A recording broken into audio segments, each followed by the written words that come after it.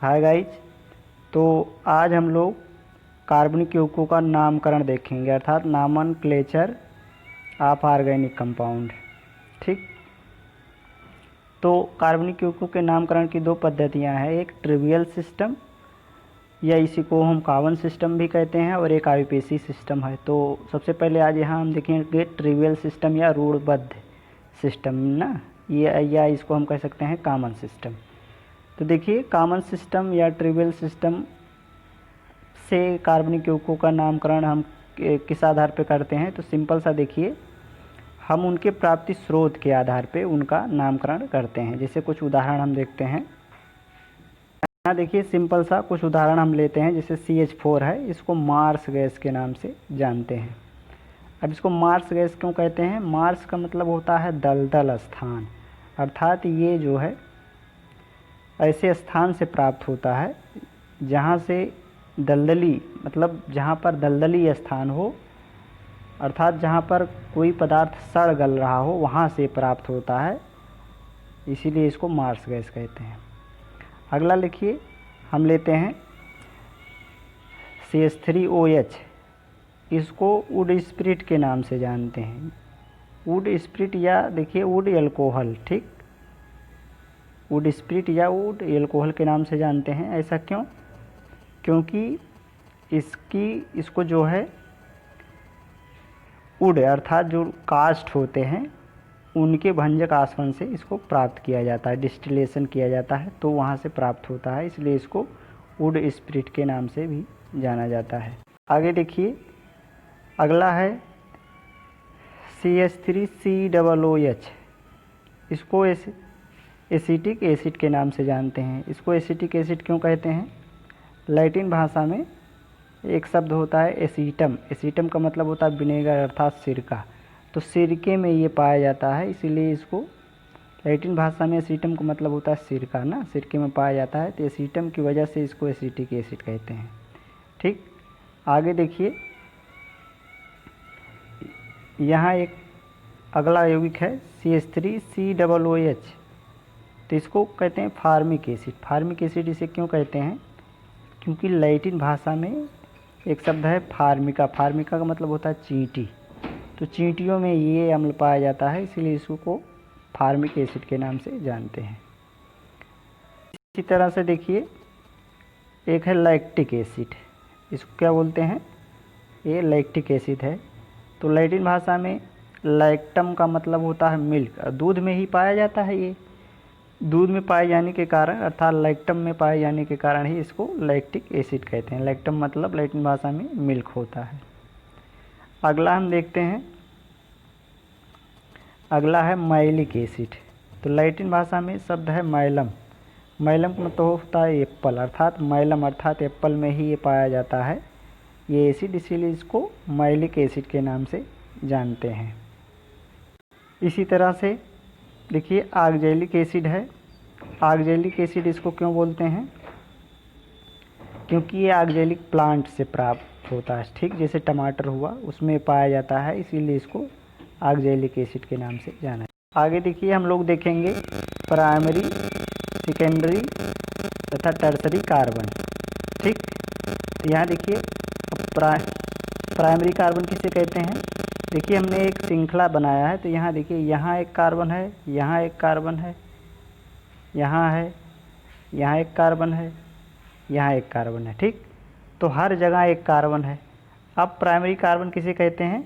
कि प्रत्येक कार्बन जितने कार्बन से जुड़ा होता है वो उतने नंबर का कार्बन होता है। तो देखिए, ये प्राइमरी कार्बन यानी 1 डिग्री कार्बन किसे कहेंगे? ऐसा कार्बन जो सिर्फ एक कार्बन से जुड़ा हो उसको 1 डिग्री कार्बन कहते हैं। जैसे देखिए, ये कार्बन जो है सिर्फ इस कार्बन से जुड़ा है, इसीलिए ये अर्थात एक कार्बन से जुड़ा है, इसलिए इसको 1 डिग्री कार्बन कहते हैं। वहीं ये कार्बन देखिए, ये कार्बन एक तरफ इस कार्बन से, दूसरी तरफ इस कार्बन से जुड़ा है, तो अर्थात 2 कार्बन से जुड़ा है, इसलिए इसको सेकेंडरी कार्बन कहते हैं। ठीक, दूसरी तरफ देखिए, हम ये कार्बन लेते हैं, ये कार्बन, ये वाला, ये देखिए एक तरफ इस कार्बन से जुड़ा है, एक तरफ इस कार्बन से, एक तरफ यहाँ भी कार्बन है। तो इस तरीके से 3 कार्बन से जुड़े होने के कारण इसको टर्सरी कार्बन या 3 डिग्री कार्बन कहते हैं। अगला देखिए, ये यहाँ का कार्बन देखिए, एक तरफ इस कार्बन से, दूसरी तरफ इस कार्बन से, अगली तरफ इस कार्बन से और अगला इस कार्बन से, कुल मिला के 4 कार्बन से जुड़ा है, इसलिए इस कार्बन को चतुर्थ कार्बन कहते हैं। ठीक, इस तरह इसको सिंपल सा कहा जा सकता है कि carbon atom attached with one carbon atom called क्या, प्राइमरी कार्बन, यानी 1 डिग्री कार्बन एटम। अर्थात सिंपल सा ऐसा कार्बन जो सिर्फ एक कार्बन से जुड़ा हो उसको 1 डिग्री या प्राइमरी कार्बन कहेंगे। ऐसा कार्बन जो 2 कार्बन से जुड़ा हो उसको 2 डिग्री यानी सेकेंडरी कार्बन कहेंगे। ऐसा कार्बन जो 3 कार्बन से जुड़ा हो उसको 3 डिग्री या टर्सरी कार्बन कहेंगे। ऐसा कार्बन जो 4 कार्बन से जुड़ा हो उसको 4 डिग्री कार्बन या क्वार्टरी कार्बन कहते हैं। ठीक, सिंपल सा याद रखिएगा। आगे देखिए, हम लोग देखेंगे प्राइमरी, सेकेंडरी तथा टर्सरी हाइड्रोजन, यानी प्राइमरी, सेकेंडरी तथा टर्सरी हाइड्रोजन किसे कहते हैं। तो देखिए, जैसे पहले हमने आगे बताया कि ये कार्बन प्राइमरी कार्बन है, बाकी यहाँ से यहाँ तक जितने कार्बन हैं, अर्थात यहाँ देखिए ये कार्बन, ये कार्बन, ये कार्बन, ये सब कैसे कार्बन है, सेकेंडरी कार्बन है। इसलिए सेकेंडरी कार्बन के जो हाइड्रोजन होंगे उनको सेकेंडरी हाइड्रोजन कहेंगे। अर्थात यहाँ देखिए प्राइमरी कार्बन है, ये सेकेंडरी कार्बन है और ये टर्सरी कार्बन है। तो सिंपल सा देखिए, दूसरे शब्दों में हम कहें कि प्राइमरी कार्बन से जो हाइड्रोजन जुड़ा होता है उसको प्राइमरी हाइड्रोजन कहते हैं। और यहाँ देखिए सेकेंडरी, ये जो सेकेंडरी हाइड्रोजन है, सेकेंडरी कार्बन है, इनसे जुड़े हुए हाइड्रोजन को सेकेंडरी हाइड्रोजन कहते हैं। और अगला क्या है, ये देखिए ये टर्सरी कार्बन है और टर्सरी कार्बन से जुड़े हुए हाइड्रोजन को टर्सरी हाइड्रोजन कहते हैं। तो सिंपल सा हम कह सकते हैं, इसको देखिए थोड़ा विस्तार से और समझ सकते हो। यहाँ देखिए ये प्राथमिक कार्बन है, प्राथमिक कार्बन से जो हाइड्रोजन जुड़ा है ये प्राइमरी हाइड्रोजन हुआ।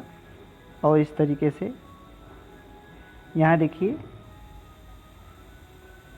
ये कार्बन जो हैं सब सेकेंडरी कार्बन होने के कारण इनके हाइड्रोजन सेकेंडरी हाइड्रोजन हो गए। वहीं देखिए आगे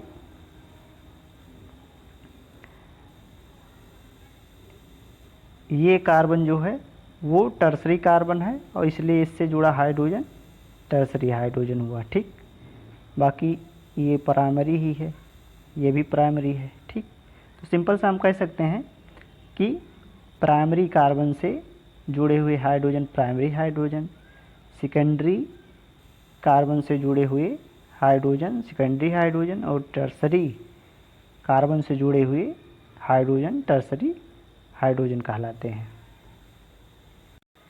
आगे देखिए इनका इस्तेमाल कहाँ किया जाता है, रूढ़ पद्धति नामकरण में किया जाता है। जैसे देखिए हमने एक यौगिक लिया है एथिल क्लोराइड,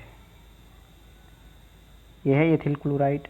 अब इसको 1 डिग्री एल्किल हाइलाइड भी कहते हैं, क्योंकि यहाँ हाइड्रोजन जो है वो प्राइमरी कार्बन से जुड़ा है। ठीक, इसलिए इसको 1 डिग्री या एथिल क्लोराइड के नाम से जानते हैं। आगे देखिए अगला है, यहाँ देखिए सेकेंडरी ब्यूटिल क्लोराइड। सेकेंडरी क्यों कहा गया, क्योंकि ये द्वितीयक कार्बन से जुड़ा है इसलिए सेकेंडरी नाम दिया गया। ब्यूटिल का मतलब हुआ 4 कार्बन है। यहाँ देखिए टोटल लंबी श्रृंखला में 4 कार्बन है, इसलिए 4 के लिए ब्यूट इस्तेमाल किया जाता है। ठीक, तो इसलिए कहा गया सेकेंडरी ब्यूटिल क्लोराइड या 2 डिग्री एल्किल हाइलाइड के नाम से जानते हैं इसको। आगे देखिए हम लोग देखेंगे अल्फ़ा, यानी देखिए अल्फ़ा और बीटा। बीटा कार्बन किसे कहते हैं? तो सिंपल सा देखिए यहाँ इसमें देखिए ये मेन फंक्शनल ग्रुप है। मेन फंक्शनल ग्रुप जिस कार्बन से जुड़ा होता है, ये देखिए इस कार्बन से जुड़ा है, तो जिस कार्बन से जुड़ा होगा उसको अल्फ़ा कार्बन कहते हैं। उसके बगल वाला कार्बन जो होता है वो बीटा कार्बन कहलाता है। ठीक, तो यहाँ देखिए क्रियात्मक समूह जिस कार्बन से जुड़ा होगा वो अल्फ़ा कार्बन कहलाएगा। ठीक, और उसके बगल वाला कार्बन बीटा कार्बन कहलाता है। आगे देखिए इसी तरीके से हम लेते हैं। यहाँ देखिए इसमें मेन क्रियात्मक समूह OH समूह है। ये जिस कार्बन से जुड़ा है उसको अल्फ़ा कार्बन कहेंगे। शेष इसके बगल वाले जो कार्बन होंगे वो बीटा कार्बन कहलाएंगे। ठीक, आगे देखते हैं। इसमें देखिए इसमें कीटोनिक समूह है मेन, और इसमें देखिए इसके बगल वाले कार्बन जो होंगे वो अल्फ़ा कार्बन बोले जाएंगे। ठीक, ये अल्फ़ा कार्बन बोले जाएंगे। अब इनके बगल अगर कोई कार्बन होगा तो बीटा बोला जाएगा। ठीक, तो इस तरीके से हमने अल्फ़ा बीटा कार्बन के बारे में। आगे देखिए हम लोग देखते हैं एन, एल्केन, आइसो और नियो ग्रुप किसे कहते हैं। तो थोड़ा सा इसको हम उदाहरण के माध्यम से समझते हैं। देखिए हमने पेंटेन लिया। इस सूत्र को जब हम संरचना के माध्यम से दिखाते हैं, अर्थात इसका संरचना सूत्र लिखते हैं, तो यहाँ देखिए इस तरीके से भी व्यवस्थित करते हैं, जिसको हम एन पेंटेन कहते हैं। एन का मतलब होता है नॉर्मल। नॉर्मल का मतलब होता है कि ये सीधी श्रृंखला में हो, अर्थात अनब्रांच्ड हो। ठीक, शाखित ना हो, तो इसको हम एन पेंटेन कहते हैं। अर्थात कोई भी हाइड्रोकार्बन जो एक सीधी श्रृंखला में हो, जैसे यहाँ हम दिखा सकते हैं, इस तरीके से हम इसको व्यवस्थित कर सकते हैं। ठीक, आगे 5 कार्बन तक ले जा सकते हैं। तो सीधी श्रृंखला में हो तो उसको हम नामकरण में क्या कहेंगे? N pentane. ठीक, अगर इसी अणु को हम इस तरीके से व्यवस्थित करें कि इसकी लंबी श्रृंखला चूज करने के बाद हमको एक पार्श्व श्रृंखला प्राप्त हो जाए, तो इस तरीके से ये समूह अगर बनता है तो उसको हम क्या कहेंगे? आइसो समूह कहेंगे। और चूंकि 5 कार्बन है इसलिए आइसो पेंटेन कहते हैं। यहाँ देखिए ये दोनों समूह समान होंगे। ठीक, अगर यहाँ मिथिल मिथिल जुड़े हैं तो मिथिल मिथिल दोनों होंगे, तो उसको आइसो मतलब होता है सेम। आगे देखिए इसको हम अगर इस अणुसूत्र को अगर हम इस तरीके से व्यवस्थित करते हैं तो उसको नियो कहते हैं। अर्थात एक सीधी लंबी श्रृंखला चूज करने के बाद अगर हमको 2 पार्श्व समूह मिलते हैं तो उसको हम क्या कहेंगे? ये देखिए 2 पार्श्व समूह मिलने के बाद इस तरीके से देखिए इस कार्बन पर, यहाँ देखिए इस कार्बन पर देखिए यहाँ 3 समूह दिख रहे हैं हमको। ठीक, तो ये सिचुएशन बन जाता है। इस समूह को हम क्या कहेंगे? नियो समूह, और इसके अलावा कोई अन्य पार्श्व समूह इससे न जुड़ा हो। ठीक, तो इसको नियो समूह कहते हैं। ठीक,